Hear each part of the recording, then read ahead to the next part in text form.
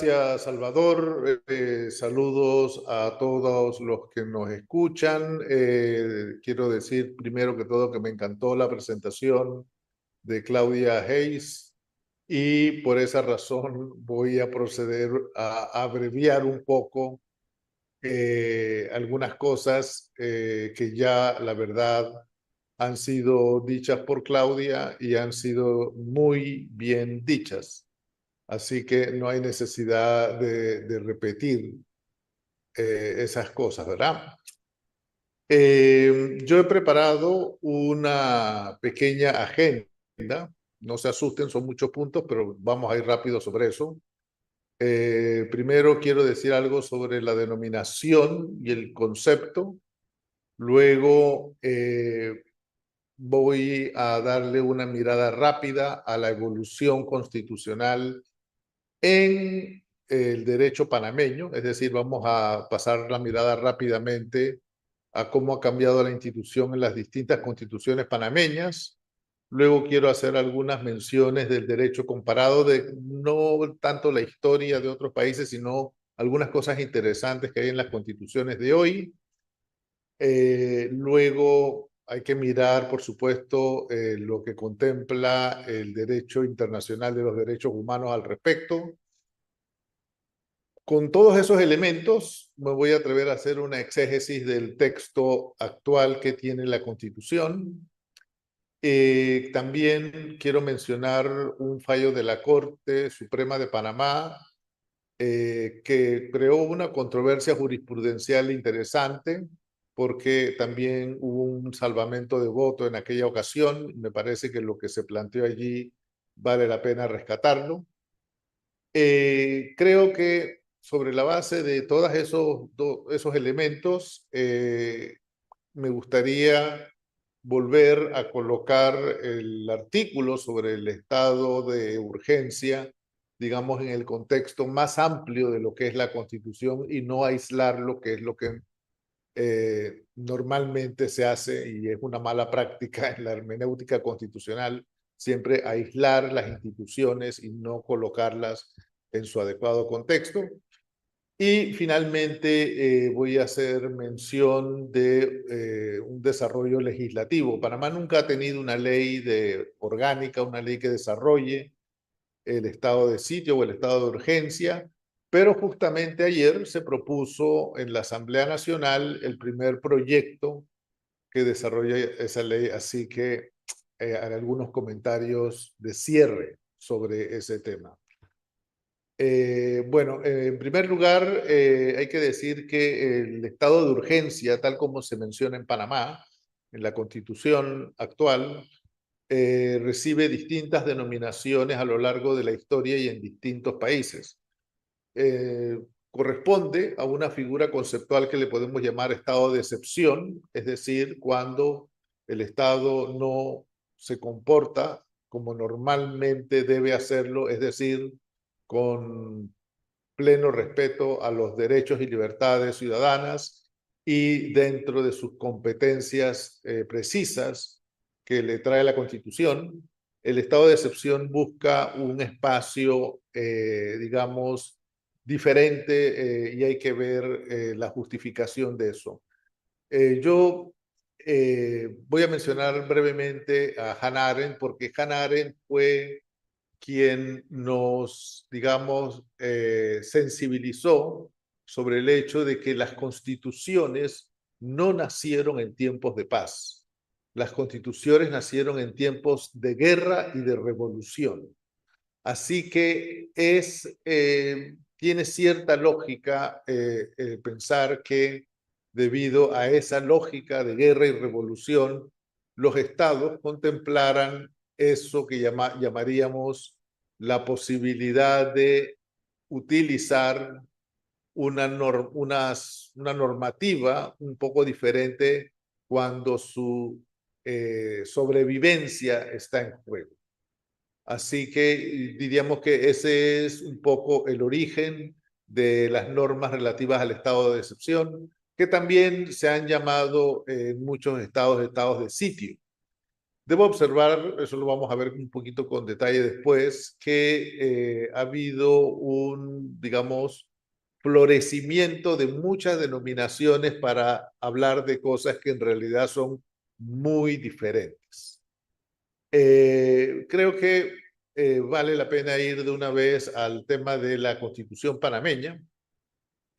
Básicamente lo que nosotros nos vamos a encontrar que en la Constitución de 1904 no se le puso una denominación al estado de excepción o al estado de sitio, pero sí se contempló en el artículo 47 la posibilidad de suspender los derechos reconocidos y garantizados, dice, y hacía una enumeración la Constitución del 4, y se refería pues a la habeas corpus, a la libertad de tránsito, a la libertad de expresión, a la inviolabilidad del domicilio, y decía que esta suspensión será decretada por la Asamblea Nacional si estuviera reunida. Debemos recordar que al principio de la República la Asamblea se reunía por orden constitucional por un periodo muy breve.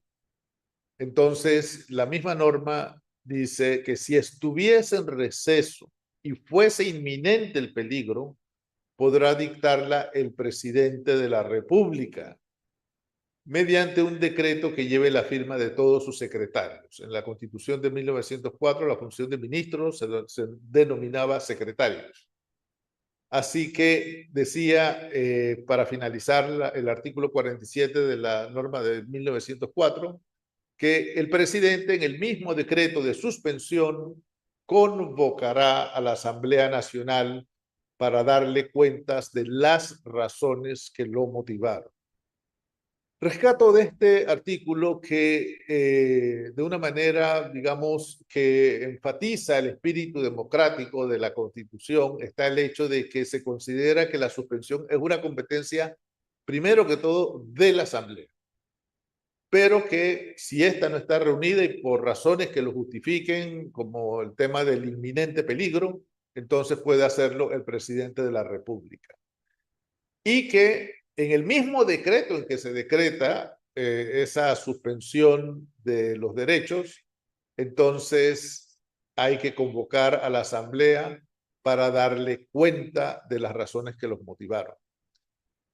En la Constitución de 1941, que es la siguiente constitución que tenemos en nuestra historia republicana del siglo XX, fue cuando se comenzó a usar por primera vez la noción estado de sitio. Y la regulación de ese estado de sitio sigue más o menos los mismos parámetros que lo que habíamos visto en 1904. Es decir, se mencionan algunos artículos específicos que se pueden suspender mediante ese decreto donde se declara el estado de sitio. Y también se dice nuevamente que el estado de sitio y la suspensión temporal serán decretados por la Asamblea Nacional si ésta estuviese reunida. Lo que significa también es que el Poder Ejecutivo podría decretar el estado de sitio si no hay asamblea en esos momentos, y entonces igual tiene que convocar a la Asamblea Nacional para que, dice la Constitución, para que ésta se reúna a la mayor brevedad y resuelva lo que estime conveniente. Eso quiere decir que está implícito que quien decide sobre si se mantiene o no la suspensión de los derechos y garantías es la Asamblea. Aunque el Ejecutivo lo decrete, la Asamblea puede ponerle término a ese estado de sitio. Nuestra siguiente constitución es la de 1946, pero creo que vale la pena mencionar el proyecto de 1945 que fue elaborado por los juristas José Dolores Moscote, Eduardo Chiari y Ricardo J. Alfaro, porque allí hay también, es donde se acuña la frase guerra exterior o perturbación interna, que amenace el orden público y también se le considera, se le denomina estado de sitio. Vuelve y se repite la misma enumeración de los artículos que consagran los derechos que pueden ser suspendidos y se insiste nuevamente en que es potestad de la Asamblea declarar el estado de sitio, si estuviesen reunidas. Y en el receso de la Asamblea, el Poder Ejecutivo podrá hacerlo por decreto, pero deberá convocar a la Asamblea nuevamente, como dice allí, para que se reúna a la mayor brevedad y resuelva lo que estime conveniente. Es decir, es muy claro que en el constitucionalismo panameño, el control de esa institución, del estado de excepción o estado de sitio, es de la Asamblea y que el Ejecutivo lo ejerce sencillamente porque la Asamblea no está reunida y se trata de una situación de inminente peligro, pero que es parte de las obligaciones que tiene el Ejecutivo convocar inmediatamente a la Asamblea y es la Asamblea la que decide entonces si lo quiere continuar o si lo quiere suspender. La Constitución de 1946 decidió dividir en dos partes, en dos artículos diferentes, lo que habían sugerido, recomendado los juristas que elaboraron el proyecto de 1945. Por eso, en la Constitución, en el texto original de 1946, tenemos los artículos 52 y 53. Y allí se repite la denominación estado de sitio y se emplea el mismo marco conceptual del que hemos venido hablando. Esto que podemos decir es el consenso panameño, el consenso de la República Liberal Panameña sobre el estado de sitio, se rompe en 1972.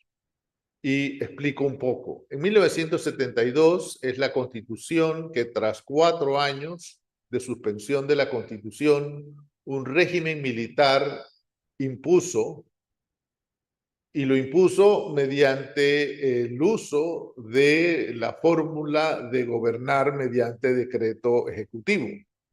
Todo lo que se hizo en relación con la Constitución de 1972 fue mediante decreto ejecutivo. La Comisión de Reformas Constitucionales que se formó, el llamado a el plebiscito, en fin. Ahora, hay que considerar que lo que varía en 1972 es lo siguiente. Le voy a leer el artículo 50 de la Constitución en ese texto. En caso de guerra exterior o de perturbación interna que amenace la paz o el orden público, se podrá declarar en estado de sitio toda la república o parte de ella y suspender temporalmente o de modo parcial los efectos de los artículos y nuevamente se hace la misma enumeración de la que hemos visto antes. Llama la atención que en el artículo 180 de esa Constitución, cuando se regulan las funciones del Consejo de Gabinete, se dice acordar bajo la responsabilidad colectiva de todos sus miembros y del comandante en jefe de la Guardia Nacional los decretos que deba dictar el presidente sobre suspensión y restablecimiento de garantías. Es decir, ¿qué elemento ha desaparecido en 1972? Pues es muy claro, es el control por parte de la Asamblea. Es decir, el estado de sitio de 1972 ya es muy diferente del estado de sitio como había sido regulado en las primeras constituciones. En 1983, como todos sabemos, 2 años después de la muerte del líder militar Omar Torrijos Herrera, había un cambio en la atmósfera política del país y hubo, digamos, una reacción de hacer un cambio constitucional rápido que fuera, digamos, muy poco discutido. La verdad es que todos los ejercicios panameños, la gente, con excepción del 45, todas estas cosas se hacen con mucha rapidez. En 1982 se nombró una comisión, trabajó por varios meses, luego se dio a conocer el proyecto en el año 1983 y en menos de un mes salimos todos a votar en un referéndum sobre ese proyecto y así se aprobó la reforma constitucional de 1983. Bien, en esa reforma se alteró el artículo 50, producto de un cambio en el ordenamiento de los artículos, se convirtió en el artículo 51, que es el que es hoy el artículo 55, y en esa norma se habló por primera vez del estado de urgencia. Es decir, en 1983, en la denominación estado de urgencia reemplaza a la denominación estado de sitio, que era la que se había utilizado en todas las constituciones. Ahora bien, esa norma, el artículo, repito, 51, de acuerdo al texto de 1983, dice: el estado de urgencia y la suspensión de los efectos de las normas constitucionales citadas serán declarados por el órgano ejecutivo mediante decreto acordado en Consejo de Gabinete. El órgano legislativo, por derecho propio o a instancia del presidente de la República, deberá conocer de la declaratoria del estado referido si el mismo se prolonga por más de 10 días y confirmar o revocar total o parcialmente las decisiones adoptadas por el Consejo de Gabinete relacionadas con el estado de urgencia. Al cesar la causa que haya motivado la declaratoria del estado de urgencia, el órgano legislativo, si estuviere reunido o si no lo estuviera el Consejo de Gabinete, levantará el estado de urgencia. Bien, esta es la norma que tenemos hoy todavía, no ha cambiado después de 1983 y debe llamarnos la atención cómo el órgano legislativo ha sido desplazado de la función de decretar esa suspensión temporal de derechos.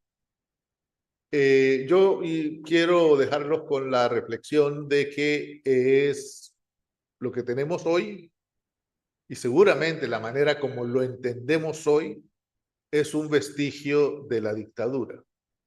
Es decir, no pensamos en el estado de excepción como una figura que es parte de los controles de una democracia, sino casi que estamos pensando en el estado de excepción como si fuera una excepción dentro de un régimen democrático, cuando en realidad no es así. Vean, quiero también mencionar algunas cosas interesantes que encontré en el derecho comparado. Claudia ya nos habló un poco sobre la Constitución de Chile, que habla del estado de asamblea. A mí me parece una denominación interesante. ¿Por qué estado de asamblea? ¿Qué significa eso del estado de asamblea?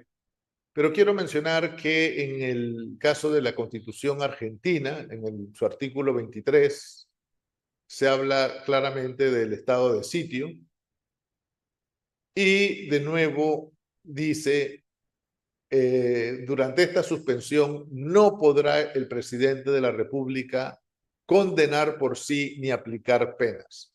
Es decir, introduce claramente un tipo de limitación a las acciones del presidente, que uno podría decir que no era necesaria, pero no está de más insistir en lo que el Ejecutivo no puede hacer.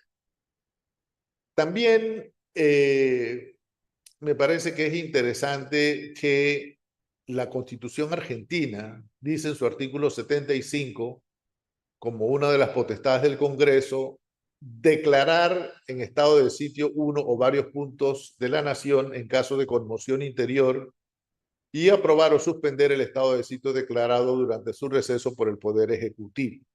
Es decir, la Constitución argentina, y también reitera la misma fórmula en el artículo 99, parte del principio de que el control sobre esta figura es de la Asamblea y que el Ejecutivo actúa simple y sencillamente porque la Asamblea no se encuentra disponible, no está reunida está en receso, entonces hay un espacio para que por razones de la inminencia del peligro actúe el Ejecutivo, pero siempre queda la Asamblea en control de la institución. Otra de las constituciones que me llamó la atención es la Constitución española, que además en España tienen una ley orgánica que regula lo que la Constitución llama los estados de alarma, de excepción, de sitio, y también esa ley regula las competencias y limitaciones correspondientes. Es decir, la Constitución de 1978 en España tiene una gama de situaciones que pueden ocurrir y que tienen que ser manejadas de una manera diferente en cada caso. Así que ese artículo está en la Constitución y gracias a ese artículo que está en la Constitución, entonces, hay una ley orgánica que desarrolla lo que, repito, en España llaman estados de alarma, estado de excepción y estado de sitio, que son tres cosas diferentes. En el caso de la Constitución de El Salvador, de nuevo, se reafirma el principio de que corresponde a la Asamblea, dice allí a la Asamblea Legislativa, definir la situación del estado de sitio, pero obviamente si la Asamblea no está reunida, entonces es el Consejo de Ministros el que tiene que tomar una decisión. Y finalmente quiero mencionar la Constitución de Guatemala. La Constitución de Guatemala es la que tiene más detalle en cuanto a la amplia gama de situaciones que se pueden dar en esa idea general de la perturbación del orden público. La Constitución de Guatemala, en su artículo 139, se refiere al estado de prevención, al estado de alarma, al estado de calamidad pública, el estado de sitio y el estado de guerra. Así que los dejo con esa idea de que sobre la base de un texto constitucional que reconoce esa amplia serie de posibilidades, se puede justamente legislar específicamente sobre cómo debe ser la respuesta en cada uno. En el caso de la Constitución del Perú, reconoce una diferencia entre estado de emergencia y estado de sitio. Así que eso lo dejo como unas ideas interesantes que ofrece el derecho comparado. Como advertí desde el inicio, creo que no podemos abordar este tema cabalmente si no nos referimos al derecho internacional de protección de los derechos humanos. ¿Por qué? Porque si de lo que se trata es justamente de la suspensión de los derechos humanos, creo que el espacio está abierto para que haya una construcción desde el derecho internacional de cómo deben protegerse las garantías. Insisto, la figura del estado de excepción no es una excepción a la democracia, no es una excepción al Estado de Derecho. Es el reconocimiento de que por razón de una serie de situaciones muy específicas, entonces hay una especie de poderes ampliados del Ejecutivo. Pero eso hay que hacerlo en democracia y hay que hacerlo con métodos democráticos. Por eso la Convención Americana, el llamado Pacto de San José, en su artículo 27 establece claramente que en caso de guerra o de peligro público o de otra emergencia que amenace la independencia o seguridad del Estado de parte de este podrá adoptar disposiciones que en la medida y por el tiempo estrictamente limitados a las exigencias de la situación suspendan las obligaciones contraídas en virtud de esta convención, siempre que tales disposiciones no sean incompatibles con las demás obligaciones que le impone el derecho internacional y no entrañen discriminación alguna fundada en motivos de raza, color, sexo, idioma, religión u origen social. Dice la Convención Americana en su numeral 2, artículo 27, la disposición precedente no autoriza la suspensión de los derechos determinados en los siguientes artículos. Y se refiere entonces a los artículos de la Convención Americana, en donde dice que no pueden suspenderse el derecho al reconocimiento a la personalidad jurídica, el derecho a la vida, el derecho a la integridad personal, la prohibición de la esclavitud y la servidumbre, el principio de legalidad y retroactividad, la libertad de conciencia y religión, protección a la familia, derecho al nombre, los derechos del niño, los derechos a la nacionalidad, los derechos políticos, ni de las garantías judiciales indispensables para la protección de tales derechos. Todo Estado parte que haga uso del derecho de suspensión deberá informar inmediatamente a los demás estados de la presente convención por conducto de la Secretaría General de la Organización de Estados Americanos. Pues muy bien, yo quiero leer en el cambio que hubo en la aplicación reciente con relación a los eventos ocurridos en Bocas del Toro, el cambio que hubo entre el primer y el segundo decreto, en donde el primer decreto dejaba abierta la posibilidad de la suspensión del habeas corpus y en el segundo decreto eso se elimina. Quiero leer en ese cambio que ocurrió en términos de 5 días, que el Estado panameño hizo acopio de esta norma del derecho internacional y entendió que había que comprometerse en respetar el derecho internacional y que por eso el habeas corpus no podía ser una de las normas suspendidas.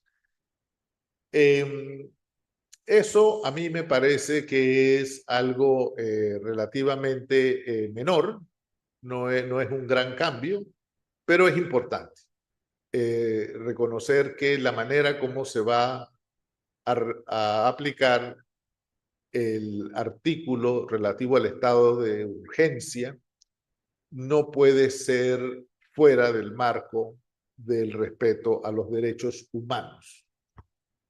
Bien, entonces, ¿qué ocurre con el texto que tenemos hoy, que ya dije que es el que proviene de la reforma de 1983? Que bueno, no tiene una amplia gama de hechos que regule de forma diferente. Hay un solo instrumento, es el estado de urgencia y se refiere tanto a la guerra exterior como a la perturbación interna que amenace la paz o el orden público. Entonces, cabe preguntarse si son situaciones similares. Yo diría rápidamente que no son situaciones similares. La guerra exterior es una hipótesis muy diferente a la perturbación del orden interno y no deben ser manejados de la misma forma. Pero la Constitución crea digamos, esa distorsión de que las asimila y que pueden ser manejadas de la misma forma. Creo que hay claramente aquí razones para pensar ya en que es un artículo que no puede continuar dentro del marco de las normas constitucionales panameñas y que una nueva constitución debe sinceramente transitar hacia una regulación más moderna, más consona con las realidades actuales. Lo segundo que quiero decir sobre esto es que a mí me parece que todavía la redacción, tal como la tenemos hoy, desbalancea la situación mucho hacia el órgano ejecutivo.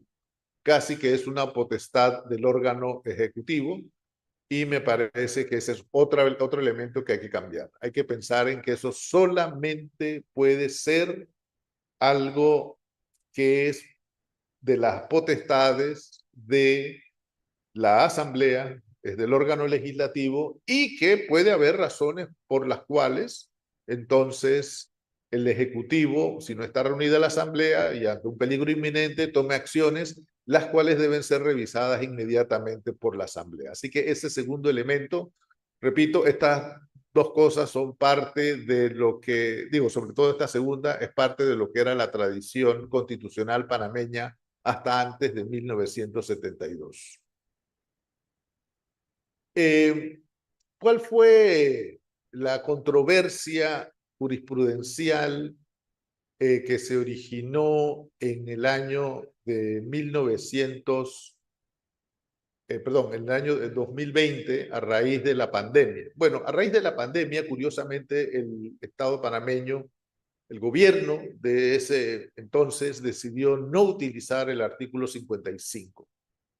Y creo que no lo utilizaron por una mala razón. Básicamente era obvio de que la pandemia no se iba a resolver ni en 5 ni en 10 días, lo que significaba que al utilizar el artículo 55 iba a terminar la asamblea decidiendo sobre si había que suspenderlo o había que prorrogarlo. Y esa intervención de la asamblea para la democracia es crítica, pero para el gobierno es una tragedia, para el poder ejecutivo es una tragedia. Así que ellos no utilizaron ese artículo 55 para impedir que la asamblea se pronunciara al respecto. Entonces, ¿qué fue lo que utilizaron? Aquí viene lo interesante. Ellos recurrieron a una norma del Código Sanitario, que es una legislación anterior a la Declaración Universal de Derechos Humanos, y esa norma del Código Sanitario hablaba de emergencia, no de urgencia. Y la Corte, como el gobierno utilizó esa norma, además tenía el toque de queda, que es una norma también de dudosa cualidad democrática. Con esas dos normas, el gobierno pensó que podía manejar la situación. Es decir, para los temas de salud, una norma del Código Sanitario; para los temas de orden público, el toque de queda. Bueno, ese decreto fue demandado ante la Corte Suprema de Justicia y la Corte Suprema de Justicia validó la actuación del Ejecutivo en el sentido de decir que no estábamos en presencia de una situación de decreto de urgencia y que por lo tanto el Ejecutivo había obrado dentro de los cánones constitucionales vigentes. Un salvamento de voto del magistrado Arrocha me parece que dice cosas interesantes, porque, por ejemplo, él dice que no tiene ningún sentido interpretar el estado de emergencia como algo tan diferente del estado de urgencia que en realidad no se protegen los derechos de las personas. Es decir, si nos enfocamos en que de lo que se trata es de proteger los derechos de las personas, no de una mayoría, no de unos pocos, sino los derechos de todas las personas, y no proteger unos derechos, proteger todos los derechos, creo que tiene mucho más sentido, repito, hacer una gradación de situaciones, regular de una manera diferenciada cuál es la intervención en cada una de ellas, y entonces que sea la asamblea la que decida y que haya un dispositivo, digamos, por vía de excepción, de que el Ejecutivo, en caso de que la asamblea no esté reunida, sea quien decida declarar el estado de sitio o el estado de urgencia o como se llama. Así que eso me parece que es importante la controversia jurisprudencial que se suscitó en la pandemia. Integración hermenéutica. ¿Por qué tengo yo reparos en la manera como se está discutiendo muchas veces este tema? Porque primero que todo que se aísla de la Constitución, se convierte el artículo 55 en una especie de la barra de salvación del Ejecutivo para hacer lo que necesita hacer, y no, esa no es la idea. Fíjense que la expresión guerra exterior o perturbación interna no es la única vez que se utiliza en la Constitución. También se utiliza para justificar la expropiación. Así que hay que pensar allí que vale la pena y entender la institución dentro del marco de la Constitución de una manera más integral. Y hay otra disposición que la verdad que yo hallo que está pasando un poquito desapercibida en los momentos actuales para Panamá y que es muy importante. Y voy a explicar por qué es importante. Es una norma constitucional, no es que algo que se ha inventado nadie ahora, sino que no estamos enfocando adecuadamente que el problema del estado de urgencia es el abuso en el uso de la fuerza pública, el exceso en la actuación de la policía. Y la norma constitucional del artículo 34, creo que vale la pena recordarla para todos. Dice el artículo 34 de la actual Constitución: en caso de infracción manifiesta de un precepto constitucional o legal en detrimento de alguna persona, el mandato superior no exime de responsabilidad a la gente que lo ejecuta. Se exceptúan los miembros de la fuerza pública cuando estén en servicio, en cuyo caso la responsabilidad recae únicamente sobre el superior jerárquico que imparta la orden. Nuevamente, hay que hacer el comentario de que esta es una disposición que viene de la época de la dictadura militar y que lo que significa es que ante el exceso, ante el abuso, todos los funcionarios son responsables. Lo que pasa es que aquí ese principio de la obediencia debida se reconoce solamente para los miembros de la fuerza pública. Pienso yo que una constitución, un espíritu más democrática, no debe reconocerlo tampoco para la fuerza pública. Pero independientemente de eso, lo que cabe decir es que por los abusos cometidos en Bocas del Toro, son responsables las autoridades. Y una vez hecha la investigación pertinente, pues hay que exigir las responsabilidades a todo el escalafón civil. Repito, lo único que quedan exceptuados son los miembros de la fuerza pública, pero todo el escalafón civil es responsable de los abusos cometidos. Así que o los policías excedieron sin ningún tipo de orden ni mandato, y en ese caso son responsables, o actuaron sobre la base de la obediencia debida, y en ese caso los responsables son las autoridades civiles. Pero no podemos llegar a la conclusión de que ninguno de los dos es responsable, porque el estado de sitio no se trata de exceptuar esa responsabilidad. En ningún momento es parte esa de la discusión. Bien, para terminar, quiero mencionar el proyecto de ley que se presentó en la Asamblea justamente el día de ayer. Ese proyecto lo presentó la honorable diputada Janine Prado, y es un proyecto de ley que busca regular, dice el artículo primero, los estados de urgencia y los casos de emergencia en la República de Panamá. Es decir, con muy buen tino, la diputada trata de separar ambas hipótesis y busca darle algún tratamiento diferente. Creo que esa visión puede ser reforzada, puede ser mejorada en el proyecto. Sin embargo, hay que partir de el hecho de que tenemos una norma constitucional que de alguna manera es una camisa de fuerza para tratar de cambiar su sentido por una norma de ley. Así que en el mejor de los casos habría que ir por una norma constitucional más acorde con la democracia, de acuerdo en lo que hemos dicho. Pero esta norma legal es interesante porque apunta en esa dirección. Quizás lo más importante, y esto también es algo que se puede mejorar en el proyecto de ley, es que el proyecto de ley claramente posiciona la Comisión de Gobierno, Justicia y Asuntos Constitucionales de la Asamblea como la encargada de fiscalizar las actuaciones del órgano ejecutivo durante el estado de urgencia y obliga a que haya un informe por parte del Ejecutivo sobre qué fue lo que ocurrió con el estado de urgencia.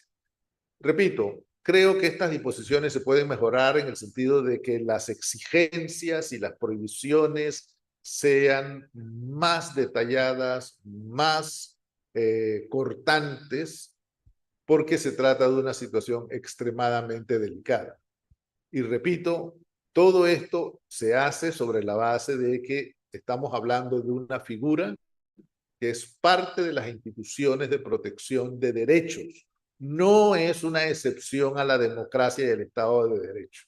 Es una figura que se justifica precisamente por ciertas situaciones que se están dando. Será muy interesante para todos ver cómo avanza la discusión de este proyecto de ley y lo dejo allí por ahora. Muchas gracias, Salvador. Eduardo Esteban Galiquio, del Centro de Documentación y Estudios Constitucionales del Uruguay, manda un abrazo cordial aquí a los panelistas. Por supuesto, doctor, gracias por prestar atención a nuestros eventos. Una pregunta que es específica para el doctor Yanarea, porque se refiere a Panamá. Álvaro Cruz pregunta cómo se haría la modificación o eliminación del artículo 55 de la Constitución, si puede hacerse a través de la actual Asamblea Nacional o si se requiere una Asamblea Constituyente para su cambio. Siempre que estamos hablando de reformas puntuales, se puede hacer mediante el método de dos asambleas. Eso es un procedimiento de reforma de la Constitución que se ha utilizado muchas veces. La última vez se utilizó hace ya más de 20 años, en el 2004. Sin embargo, la pregunta verdadera es si las asambleas pueden hacer ese tipo de, de modificaciones.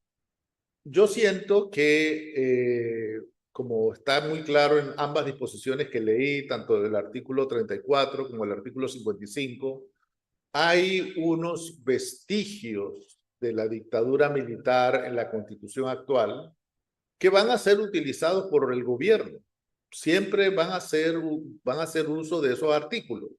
Así que es importante identificar esos dispositivos remanentes de la dictadura para cuando venga una nueva constitución, venga un proceso constituyente y saber apostarle a las cosas correctas.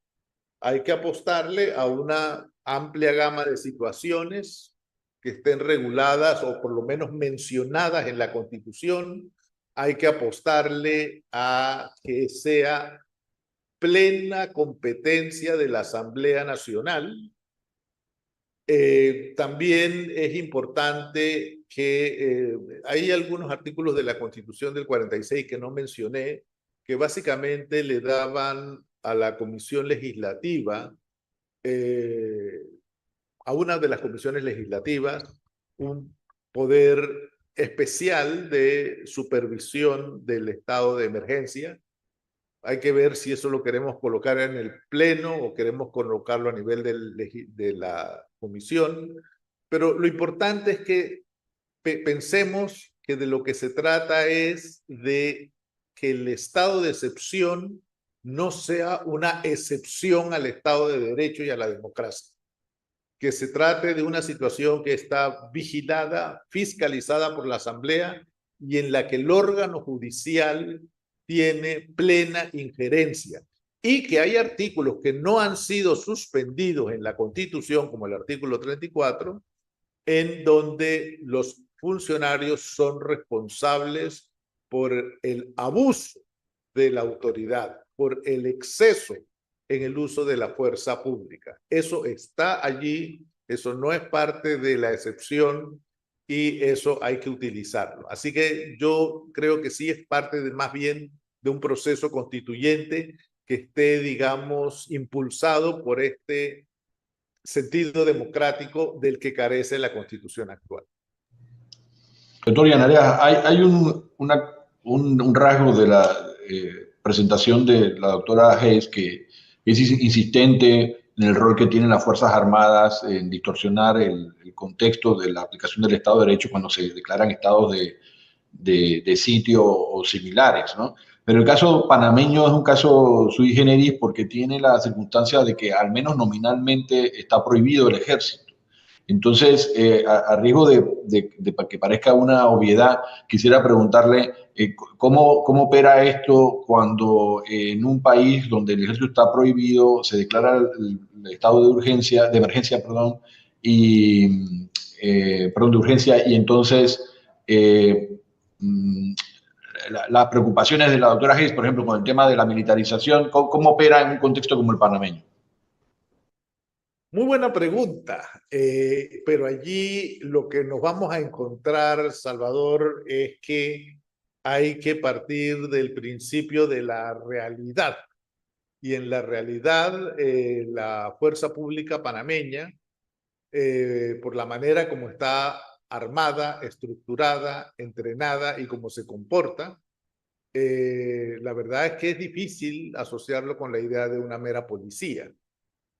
Yo diría que el comportamiento institucional desde hace años está acercándose cada vez más hacia una institución militar. ¿Cuál es la gran diferencia entre el ejército y la policía? Bueno, primero que el ejército nunca fue pensado, era para enfrentarse a la población. El ejército, por su naturaleza, no tiene la capacidad de diálogo y de comunicación con la que sí asociamos a la policía. Así que yo diría que cuando hablamos de policía, estamos hablando de un ejercicio de autoridad dentro de una comunidad que parte del diálogo, de la comunicación, del absoluto respeto a los derechos de las personas, a la dignidad de las personas, que no se puede maltratar a nadie, no se puede hacer abuso físico contra nadie, porque se trata de un ejercicio policial. Sin embargo, repito, cada vez que salen las fuerzas antimotines en armadura, uno ve que posibilidades de diálogo y comunicación allí son cero y que lo más probable es que haya un ejercicio de la fuerza física prácticamente inmediato. Así que yo diría que en Panamá, aunque no tengamos ejército en la Constitución, sí tenemos claramente una fuerza pública que está ejerciendo esa función, pero hay algo que me parece, no sé si Claudia lo mencionó, pero me parece que hay que identificarlo como uno de los problemas específicos de la manera como se implementa el estado de excepción. Me corrige Claudia si ella ya lo mencionó, pero es el tema de que en el estado de excepción hay una concentración del poder. Y esa concentración del poder, quien lo hace normalmente es la fuerza militar. O sea que no es que porque se trata de una situación en una escuela o porque se trata de una situación de salud, entonces se despliega el Ministerio de Educación o el Ministerio de Salud. No, no es así. Lo que se despliega es el ejército. En Panamá le llamamos la fuerza pública con características que han rebasado hace tiempo las de la policía.